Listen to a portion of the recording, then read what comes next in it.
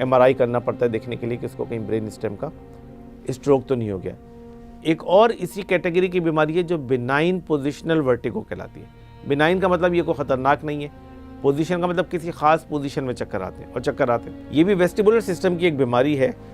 उसमें क्या होता है कि जब आपका सर किसी एक खास पोजीशन पे आएगा उस वक्त चक्कर आएंगे, उसके अलावा नहीं आएंगे। अब बाज़ लोगों को सिर्फ लेटने से चक्कर आते हैं, बैठने से नहीं आते, खड़े होने से नहीं आते, बोलने से नहीं आते, खाना खाने से नहीं आते, पकाने से नहीं, सिर्फ एक ख़ास करवट में लेटेंगे तो चक्कर आएंगे। और वो ऐसे होते हैं कि हमारे पास ऐसे भी मरीज आए जो 8-8 साल से बिस्तर पर लेटे नहीं थे या उस करवट नहीं लेटे थे क्योंकि उनको उससे चक्कर आते थे। तो उस पोजीशन में आने की वजह से चक्कर आते हैं, वरना नहीं आते। तो ये कहलाता है पोजीशनल वर्टिगो और ये भी काबिल इलाज बीमारी है। ज़्यादातर तो ये शॉर्ट पीरियड के लिए होती है, 1 हफ्ता 2 हफ्ता रही, उसके बाद ठीक हो गई, फिर दोबारा 2-4 महीने 3 महीने के बाद दोबारा ही शुरू हो जाते हैं चक्कर आने।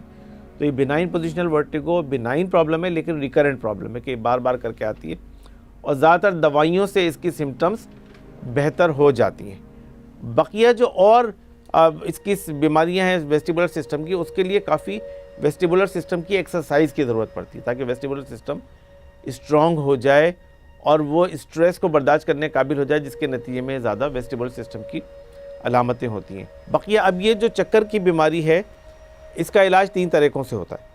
उनमें सबसे पहली चीज़ तो ये है कि इसकी सिम्टोमेटिक ट्रीटमेंट बहुत अच्छी मौजूद है। गोलियाँ ऐसी आती हैं कि जिससे चक्कर वक्ती तौर पे मुकम्मल तौर पे सप्रेस हो जाते हैं और ख़त्म हो जाते हैं, कंट्रोल में आ जाते हैं बड़ी हद तक।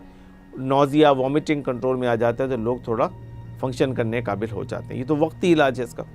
लेकिन बाज़ औक़ात इसका लॉन्ग टर्म इलाज चाहिए होता है कि बाज़ औक़ात महीना 2 महीना 3 महीना भी इसके इलाज करने की ज़रूरत पड़ती है। तीसरी चीज़ इसमें है रीएश्योरेंस कि मरीज़ को इस बात का यकीन दिलाया जाए, इत्मीनान दिलाया जाए, क्योंकि चक्कर ऐसी बीमारी होती है कि जिसमें सब तरह लोग परेशान होते हैं कि पता नहीं कोई मोहलिक बीमारी तो नहीं है, कोई कैंसर तो नहीं हो गया है, कोई ख़तरे वाली बात तो नहीं है। तो बिलुमुम जिन लोगों में और कोई अलामत नहीं होती उनमें MRI करने की भी ज़रूरत नहीं होती है।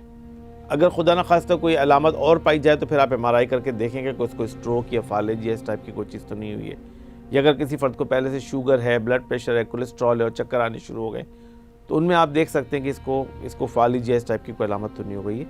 लेकिन चक्कर के 90% लोगों में MRI करने की ज़रूरत नहीं होती, इसलिए कि वो नॉर्मल होता है। और सिर्फ 10% लोग जिनमें एबनॉर्मल होता है उनमें आपको अलामतें ऐसी मिल जाती हैं कि आप बता सकते हैं कि इसमें कोई ऐसी चीज़ है कि जो लग रहा है कि इसमें MRI करने की ज़रूरत है।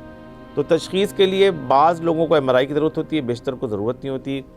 तकरीबन तमाम लोगों को दवाइयों से वक्ती तौर पे आराम आ जाता है। अब आगे मसला है इसकी रिकरेंस का और दूसरा मसला है इसके लिए एक्सरसाइज करने का। तो ये 2 चीज़ें ऐसी हैं जो दवाइयाँ और एक्सरसाइज जो इसके अटैक को प्रिवेंट कर सकती हैं और इसको कम कर सकती हैं। क्योंकि अगर किसी को रेगुलर चक्कर आते हैं या किसी ख़ास पोजीशन में चक्कर आते हैं या उनके लिए ड्राइव करना मुश्किल है या लेटना मुश्किल है या घर के काम करना मुश्किल है, तो उनको आप दवाइयों और एक्सरसाइज के ज़रिए इतना सही कर सकते हैं कि वो अपने सारे डे टू डे एक्टिविटीज़ को बरकरार रख सकें और ये सारे के सारे काम कर सकें। तो इसलिए इस चक्कर की बीमारी को अगर किसी को चक्कर हो और वक्फे से आते हों या ज़्यादा शदीद हों तो उसको पहली बात है कि डॉक्टर से रुजू करना चाहिए। दूसरी बात है कि इसकी प्रॉपर तशख़ीस होनी चाहिए, क्योंकि चक्कर एक अलामत है, कोई बीमारी का नाम नहीं है।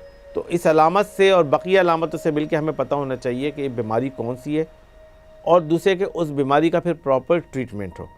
उस बीमारी का प्रॉपर ट्रीटमेंट होने के साथ साथ उसकी एहतियात हो, उसका इलाज हो, तो उसके नतीजे में बीमारी सही हो जाती है। इसका एहतियात इतनी ज़्यादा, प्रिवेंशन इस लिहाज से इतनी ज़्यादा नहीं है क्योंकि ज़्यादातर ये वेस्टिबुलर सिस्टम का जो असर होना होता है ये ज़्यादातर वायरल इन्फेक्शन से या फालिज से या उन चीज़ों से मुतासिर होता है। तो उन चीज़ों से जिस हद तक प्रिवेंट कर सकता है बंदा अपने आप को प्रिवेंट करे ताकि इस चक्कर से बचाया जा सके। बाकी दिमाग की और बीमारियां भी हैं जिसमें चक्कर होता है, जिसमें मल्टीपल स्क्लेरोसिस की बीमारी है, दिमाग में इन्फेक्शन हो जाते हैं उसकी वजह से चक्कर आते हैं। तो दिमाग की और कई बीमारियां हैं कि जिसमें ये चक्कर की अलामात आती हैं, लेकिन उसमें उस बीमारी का इलाज करते हैं तो उसके नतीजे में चक्कर भी सही हो जाता है।